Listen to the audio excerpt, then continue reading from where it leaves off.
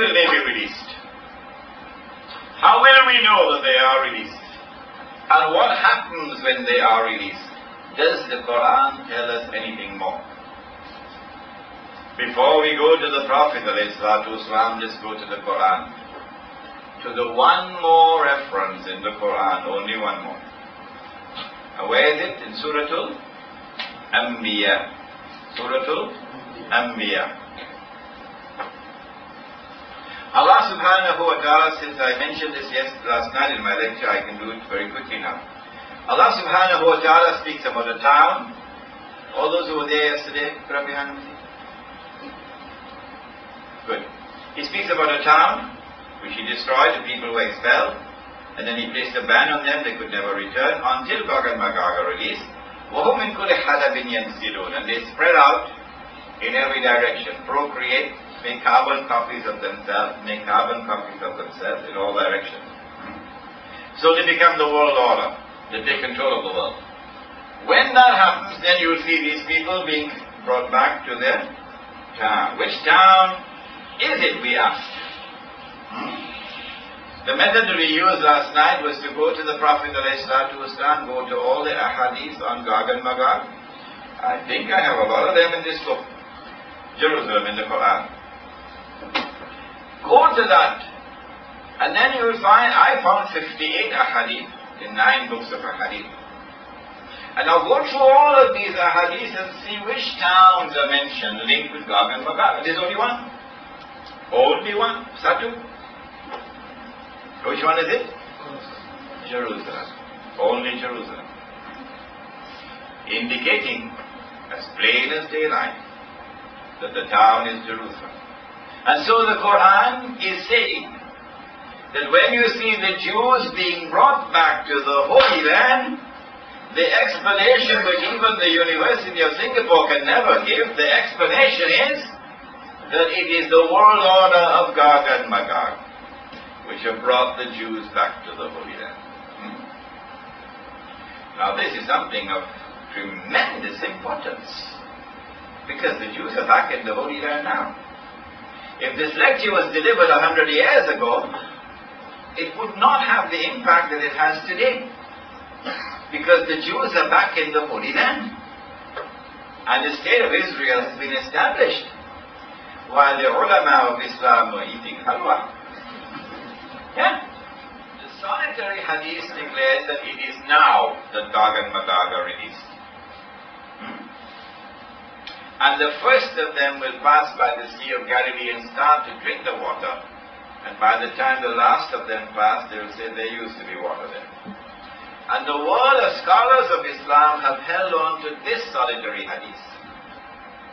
And so the world of Islamic scholarship is insisting that the world cannot experience Gog and Magog until the Son of Mary has come back.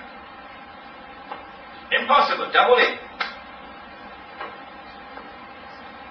But they have disregarded 8 ahadith in Sahih Bukhari, which we have recorded in this book forever.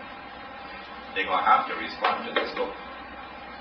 Secondly, they have disregarded something else. The Jews are back in the Holy Land. The Quran declares that it explains all things. And therefore the Quran must explain the return of the Jews to the Holy Land. What is that explanation? Come on, stop eating halwa and give me the explanation. They don't have it. They have disregarded the third thing.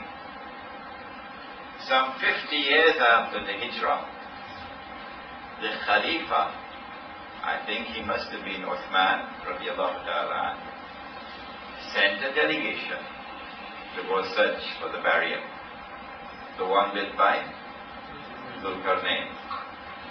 The delegation traveled and they found the barrier in the Caucasus Mountains.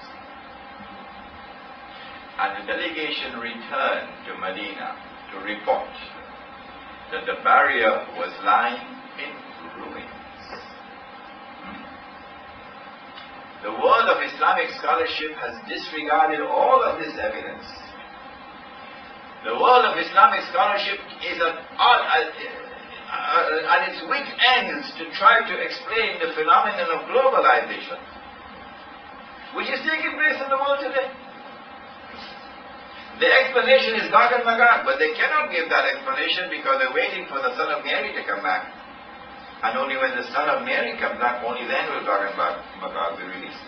Now that we know that Gog and Magog are responsible for bringing the Jews back to the Holy Land, that Gog and Magog are those who control the world, it is now possible for us to go in now and identify Gog and Magog. Don't look so worried now. We go to a hadith first. The hadith is located in Sahih Bukhari 8 times. 8 times in Sahih Bukhari. What I have done in this book is I have recorded all 8 for you in different, slightly different variations, but all 8 I have. When you have 8 ahadith here in Sahih Bukhari, you cannot dismiss this because of one hadith in Sahih Muslim that appears to be in conflict with this. These are 8 in Sahih Bukhari. What does it say? The Prophet said, the Prophet ﷺ was asleep, the home of his wife, Zainab radiallahu ta'ala. He saw something in his sleep. It alarmed him. He woke up. His face was flushed, all red. And he said, Wailul lil Arab, woe unto the Arabs, min sharrin qad iktarama, because of a great evil which will now come upon them. And then he raised his hands like this, made a hole. He says, today a hole has been made in the barrier. Which one? The one built by Zulkarnain. And so the release of Ya'juj and Ma'juj will now commence, because today Allah has made a hole in the barrier. Nobody else can make that hole. Only Allah can do it.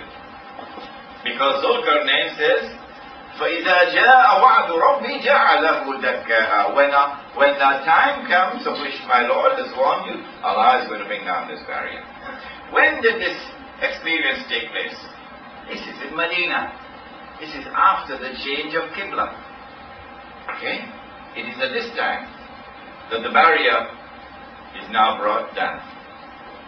And so Gog and Magog are released in the lifetime of Muhammad alayhi salatu. Are they all released at the same time? No. No. Because first of all, the Quran told us in Surah Al-Kahfi that they will be released as waves. وَتَرَكْنَ بَعْدَهُمْ يَوْمَئِذٍ يَمُوجُ فِي بَعْضٍ. And secondly, there is a hadith in Sahih Muslim which tells us that when Gog and Magog are released, the first of them will pass by the Sea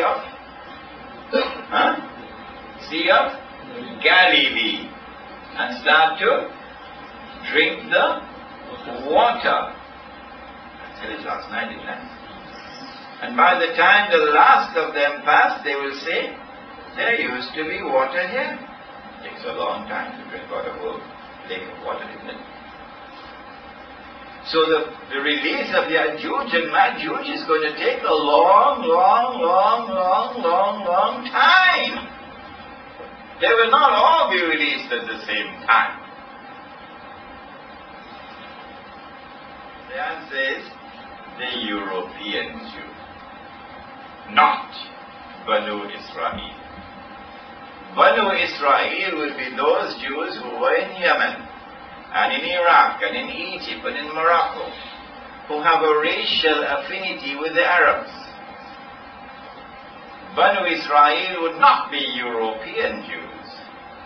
And so now it is plain and clear from this hadith that as they pass by the Sea of Galilee, they drink the water, that Gog and Magog are essentially located originally amongst the European Jews of the Khaybar tribe. There's a very interesting book that I like to recommend to you to read. It's called The 13. How long will it take for that water to dry up?